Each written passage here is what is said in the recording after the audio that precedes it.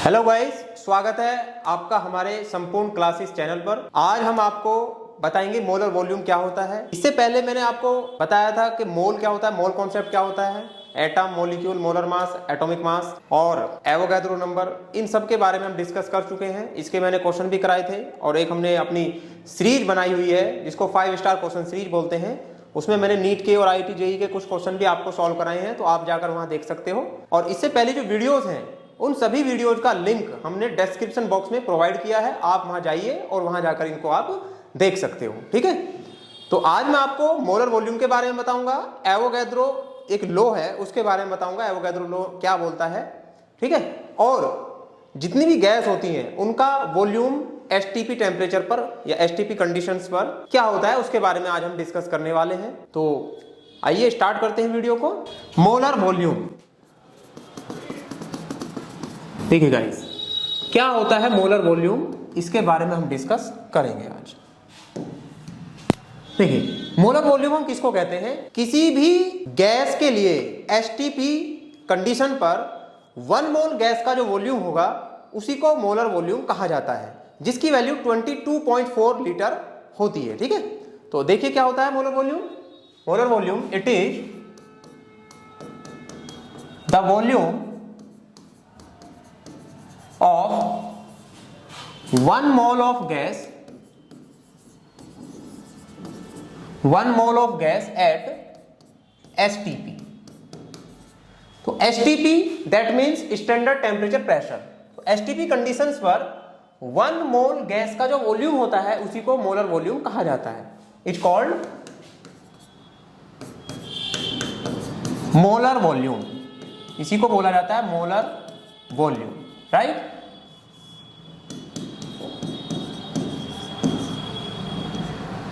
Molar volume, अब देखिए STP पर मोलर वॉल्यूम की वैल्यू क्या होती है? The value of molar volume at STP is 22.4 litre. तो इतने लीटर होता है 22.4 लीटर, या इसको बोल सकते हो आप और 22,400 ml। ठीक है, ये STP कंडीशन पर होगा। तो इस वॉल्यूम को हम बोलते हैं मोलर वॉल्यूम। तो ये किसी भी गैस के 1 मोल जो क्वांटिटी होगी उसके लिए वॉल्यूम होता है। जैसे मान लिया हमने कोई गैस ली, हाइड्रोजन, नाइट्रोजन, ऑक्सीजन या कोई भी अदर गैस, और उसके लिए हमने कंडीशन रख दी क्या? STP, यानी कि स्टैंडर्ड टेम्परेचर प्रेशर।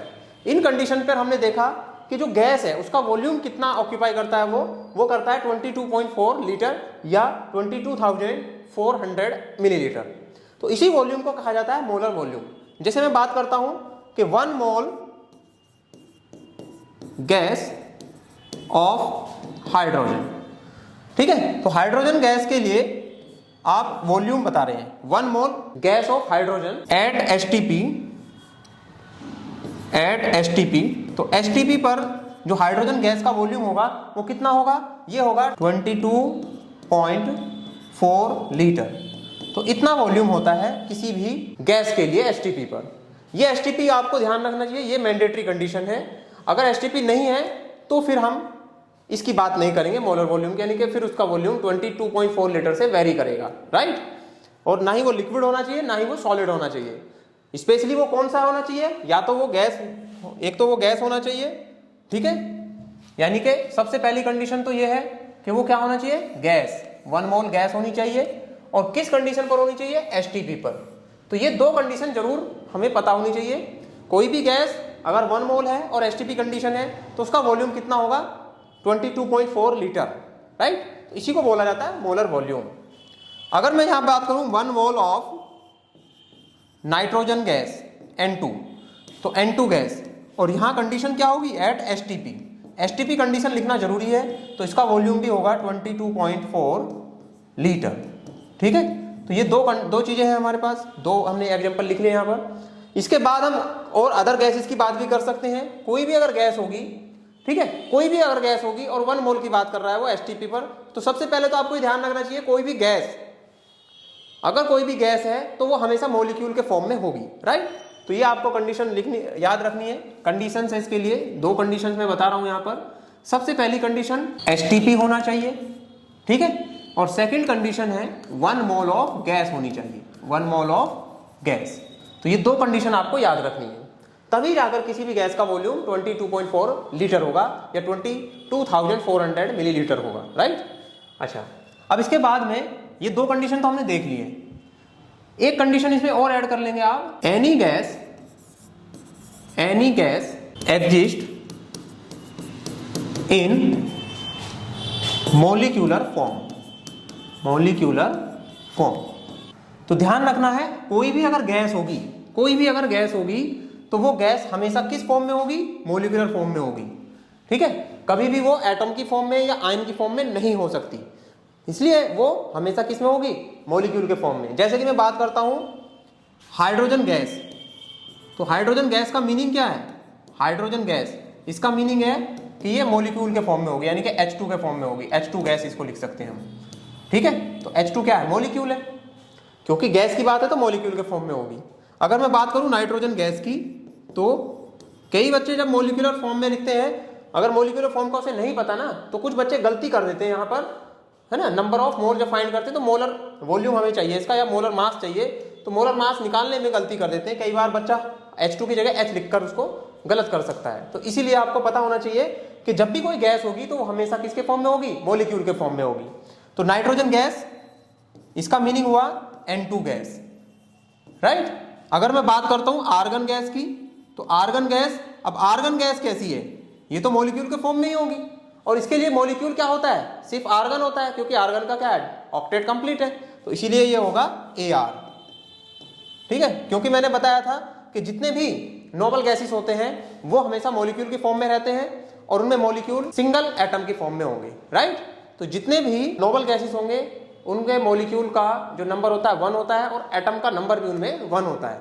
यानी कि जैसे हमने AR2 नहीं लिखेंगे यहाँ, ठीक है, AR ही लिखेंगे, क्योंकि ये क्या होती है? Noble gases. मैंने आपको मॉलिक्यूल वाले कॉन्सेप्ट में समझाया था कि जितनी भी गैसेस होती हैं या जितने भी एटम्स होते हैं वो सभी अपना ऑक्टेट कंप्लीट करने के लिए मॉलिक्यूल बनाते हैं, तभी जाकर वो इंडिपेंडेंटली एग्जिस्ट करेगा, तो इसीलिए उसको मॉलिक्यूल कहा जाता है। लेकिन यहां पर आप देखोगे जितने भी नोबल गैसेस होते हैं ये अपना ऑक्टेट या डुप्लेट इनका पहले से कंप्लीट होता है, इसीलिए ये किसी भी अदर एटम के साथ नहीं जुड़ते हैं, ठीक है।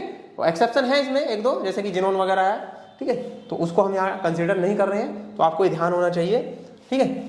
अगर मैं यहाँ पर बात करता हूँ क्लोरीन गैस की, तो क्लोरीन गैस किस फॉर्म में होगी? क्लोरीन गैस, तो ये भी मॉलिक्यूल के फॉर्म में होगी, यानी कि Cl2 के फॉर्म में होगी, तो ये Cl2 गैस होगी, ठीक है। तो आपको ध्यान रखना चाहिए ये। अब इसी में मैं आपको समझाता हूं, जैसे कि मैंने लिखा 1 मोल ऑफ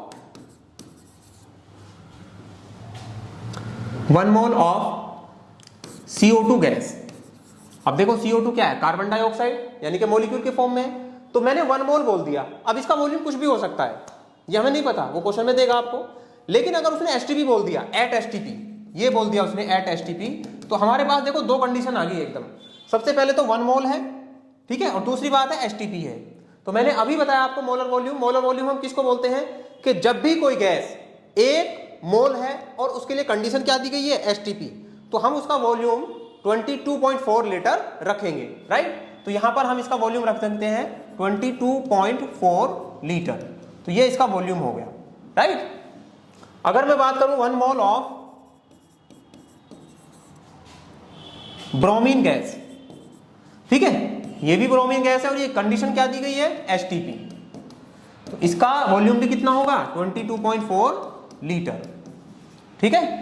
कोई भी गैस अगर 1 मोल उसके लिए दिया गया है और STP कंडीशन दी गई है, तो उसका हमेशा वॉल्यूम कितना होगा? 22.4 लीटर। तो दो कंडीशन आपको याद होनी चाहिए। सबसे पहली कंडीशन है कि STP होना चाहिए, और दूसरी कंडीशन ये है 1 मोल ऑफ गैस होनी चाहिए, ठीक है। और गैस हमेशा मॉलिक्यूल के फॉर्म में होती है, राइट। इसके लिए मैं एक क्वेश्चन करा देता हूं आपको फॉर द एग्जांपल। जैसे कि एक क्वेश्चन है हमारे पास, ये क्वेश्चन दिया गया है, find the weight of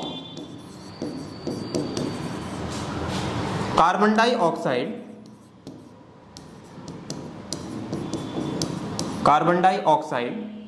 gas if its volume, if its volume is 11.2 litre eight STP। तो देखो यहां पर इसको किस तरह से सोल्व करेंगे। सबसे पहले आपको ये देखना है कंडीशन क्या है। कंडीशन है STP, और STP कंडीशन के लिए मैंने बताया था 1 मोल गैस का वॉल्यूम होता है 22.4 लीटर। ठीक है, तो STP कंडीशन दी है इसने। ठीक है, और दूसरी बात है इसने जो गैस दी है वो दी है कौन सी, कार्बन डाइऑक्साइड गैस। तो इसको देखिए अगले पेज पे मैं करता हूं इसको। ठीक है, किस तरह से इसको करेंगे हम। तो सबसे पहले आपको जब सॉल्यूशन करेंगे तो सबसे पहले आपको दो चीजें ध्यान देनी है। सबसे पहली बात है कंडीशन क्या है, STP, एट STP। तो 1 मोल ऑफ CO2 गैस, तो CO2 गैस 1 मोल है, तो 1 मोल ऑफ CO2 गैस का वॉल्यूम कितना होगा, 22.4 लीटर। तो ये इसका वॉल्यूम हो गया। अब देखिए 1 मोल का अगर इतना है तो हमें क्या चाहिए, हमें मोल नहीं बताना है ना, हमें वॉल्यूम बताना है। हमें बताना क्या है, उसका वेट, और उसने वॉल्यूम हमें दिया है पहले क्वेश्चन में। तो मैं इसको ऐसे भी तो लिख सकता हूं इस तरह से कि मैं लिख सकता हूं 22.4 litre of CO2, it's quantity is 1 mole, right. 1 mole condition है यहां पर। ठीक है, अब यहां पर देखो 1 मोल है, तो अगर यहां से 1 लीटर में लिख दूं 1 लीटर ऑफ CO2 गैस, तो इसका आंसर कितना जाएगा 1/22.4। तो ये इतने मोल आ गए यहां पर, इतने मोल। ठीक है, तो मेरे पास मोल का नंबर आ गया यहां। अब देखो यहां पर 22.4 लीटर के लिए इतना है, तो 1 लीटर के लिए इतना मोल। क्वेश्चन में दिया क्या है, क्वेश्चन में देखो क्या दिया है, क्वेश्चन में दिया गया हमें 11.2 लीटर। तो अगर 11.2 लीटर है तब क्या होगा, देन 11.2 लीटर ऑफ CO2। तो इसके लिए नंबर ऑफ मोल्स कैसे फाइंड करेंगे हम। तो जो 1 लीटर का वॉल्यूम मोल है, 1 लीटर का जो मोल है, 1 लीटर का जो नंबर ऑफ मोल दिया गया है उसको हम मल्टीप्लाई किससे करेंगे, 11.2 लीटर से।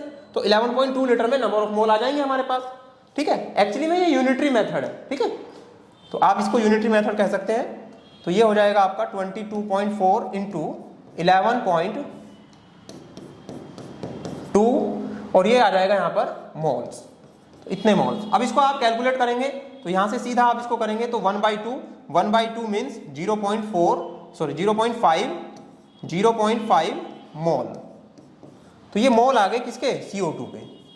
ठीक है, अब ये इतने मोल आ गए। अब देखिए आप, हमने 1 मोल का हमें पता है, तो इसको मैं ऐसे लिख सकता हूं, यानी कि 22.4 लीटर CO2 में क्या है, 1 मोल है, तो 1 लीटर में इतने मोल, और 11.2 लीटर में पूछा है उसने, तो इसको कैलकुलेट करके यूनिटरी मेथड से आंसर आ गया हमारे पास कितना, 0.5 मोल। तो 0.5 मोल है। अब 0.5 मोल हमारे पास नंबर ऑफ मोल आ गया, हमें बताना क्या है, वेट। अब देखिए नंबर ऑफ मोल हमारे पास दिया हुआ है, नंबर ऑफ मोल कितना आया हमारे पास, 0.5, इतने मोल आया, इतने मोल्स। ठीक है, दूसरी बात है वेट, हमें क्वेश्चन में हमें वेट ही तो बताना है। तो वेट देखिए, वेट ऑफ, ये है मोल्स। ठीक है, ये तो मोल्स का नंबर आ गया। अब हमें वेट दिया, वेट हमें ये कैलकुलेट करना है, यानी कि हमें फाइंड करना है। ठीक है, क्वेश्चन में, और हमें पता है मोलर मास कितना होता है, मोलर मास ऑफ CO2। तो CO2 के लिए मोलर मास यानी कि m की वैल्यू देखिए, तो मैंने आपको कैलकुलेशन बता रखी है इसकी, C+2O। तो यहां से इसका मास नंबर रख के और यूनिट क्या लगा देंगे, ग्राम, तो आपको मोलर मास पता चल जाएगा। तो कार्बन कितना है 12, 2 इंटू ऑक्सीजन कितना है, यहाँ पर ऑक्सीजन है 16, इसको कैलकुलेट करोगे 32 12 44 यानी कि 44, इतने ग्राम। तो ये आ गया मोलर मास। क्या आ गया ये, मोलर मास, यानी कि m की वैल्यू आ गई।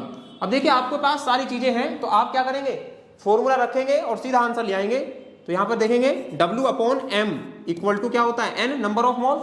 तो हमें चाहिए क्या, हमें चाहिए वेट, तो ये जाएगा n इंटू m, यानी कि number of moles into molar mass. तो यहां पर वैल्यू रख दो आप। ठीक है, वैल्यू हमारे पास है सभी। नंबर ऑफ मोल्स कितना है 0.5 मोल, एंड मोलर मास कितना है 44 ग्राम।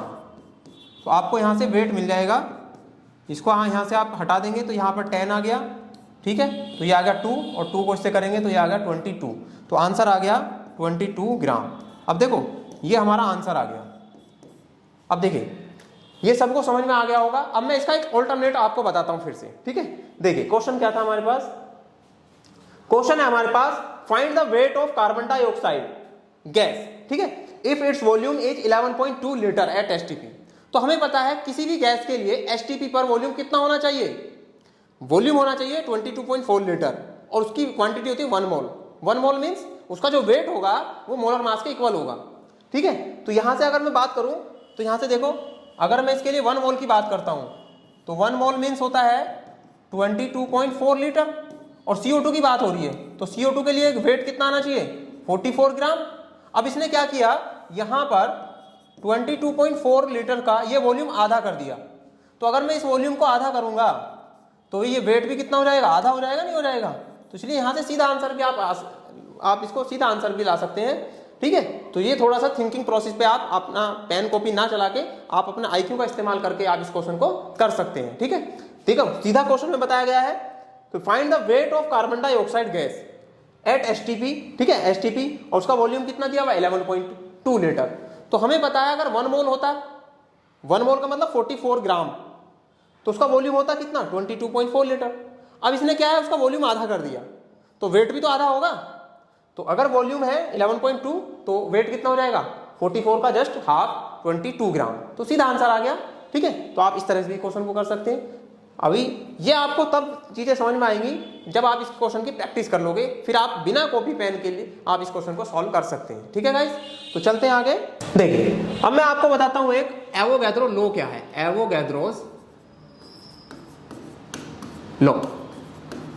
एवोगैड्रो एक साइंटिस्ट थे, एवोगैड्रो, उन्होंने एक लॉ बताया था। क्या बोला था इन्होंने बोला था एट एसटीपी, या एसटीपी ना बोलकर इन्होंने कहा था at same temperature and pressure, same temperature and pressure. Same temperature pressure का मतलब है यानी कि टेम्परेचर और प्रेशर को कांस्टेंट रखना है, ठीक है। तो अगर टेम्परेचर और प्रेशर कांस्टेंट होंगे तो क्या होगा, एवोगैड्रो ने बोला at same temperature and pressure the gas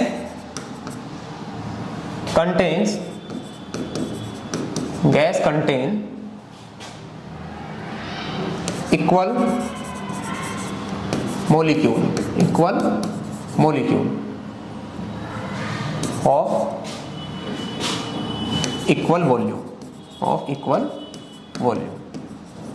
तो ये बताया इन्होंने कहा कि अगर कोई गैस है और उस गैस का टेम्परेचर प्रेशर हमने कांस्टेंट कर दिया तो उस गैस के लिए जो गैस होगी वो इक्वल मॉलिक्यूल को कंटेन करेगी और उसका ना वॉल्यूम भी क्या होगा, इक्वल होगा, है ना। तो यहां पर लिखेंगे हम 2 गैसेस, आप 2 गैसेस लिख लेंगे यहां पर 2 गैसेस, ठीक है।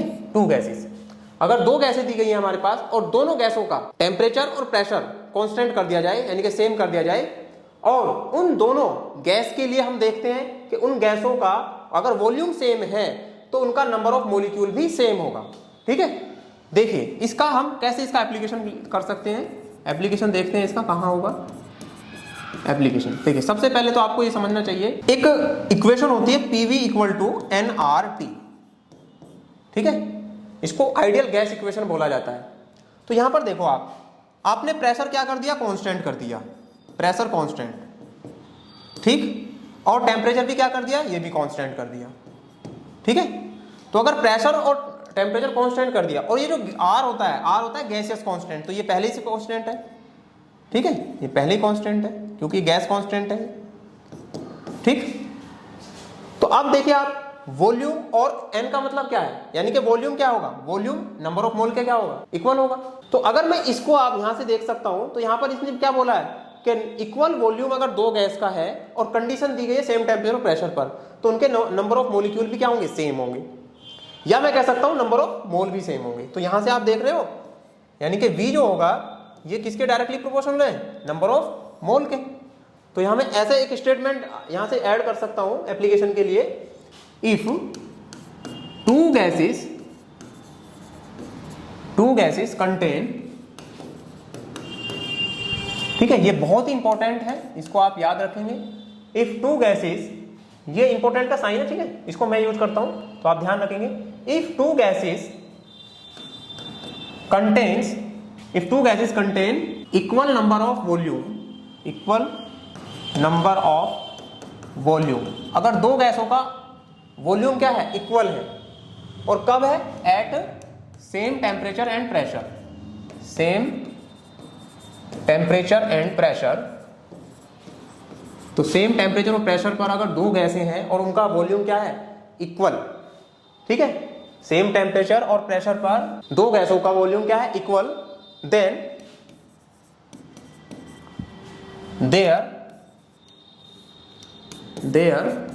देयर का मतलब उन गैसों का, then their number of moles and number of molecules are also equal. तो यहां से आप पता लगा सकते हैं, अगर मान लिया टेम्परेचर और प्रेशर दो चीजें क्या है, यहां पर ये कांस्टेंट है यानी कि सेम है, तो अगर दो गैसें दे दी जाए, मान लिया दो गैसें मेरे पास है ना, फर्स्ट गैस है मेरे पास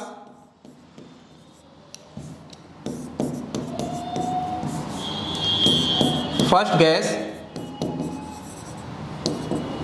और यहां पर है, मैं लिख रहा हूं यहां पर सेकंड गैस। तो दो गैसें हैं मेरे पास, और इन दोनों गैस के लिए यहां पर मैं क्या बोल रहा हूं, यहां पर पहले यहां मैं बोल रहा हूं वॉल्यूम, ठीक है, और कंडीशन है ये वाली, ये कंडीशन दी गई है यहां पर कि टेम्परेचर और प्रेशर क्या है, सेम है दोनों गैसों का, ठीक है, दोनों गैसों का। मान लिया यहां पर मैंने हाइड्रोजन गैस लिख ली, H2 गैस, और यहां पर मैंने लिख लिया नाइट्रोजन गैस, ठीक है, और टेम्परेचर प्रेशर दोनों गैसों के लिए क्या है, सेम है। तो मैं क्या कह सकता हूं, इन दोनों का वॉल्यूम क्या होगा, अगर मान लिया इसका वॉल्यूम है 22.4 लीटर, तो इसका वॉल्यूम भी होगा 22.4 लीटर, यानी कि दोनों गैसों का वॉल्यूम सेम होगा। दोनों गैसों का अगर वॉल्यूम सेम है तो दोनों गैसों के नंबर ऑफ मोल्स भी सेम होंगे, नंबर ऑफ मोल्स।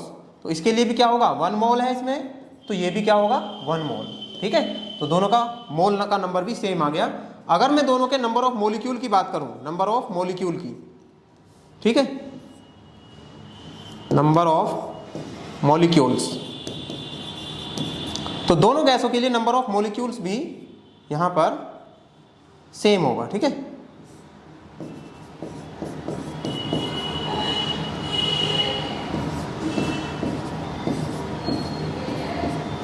दोनों गैसों के लिए नंबर ऑफ मॉलिक्यूल्स भी सेम होगा।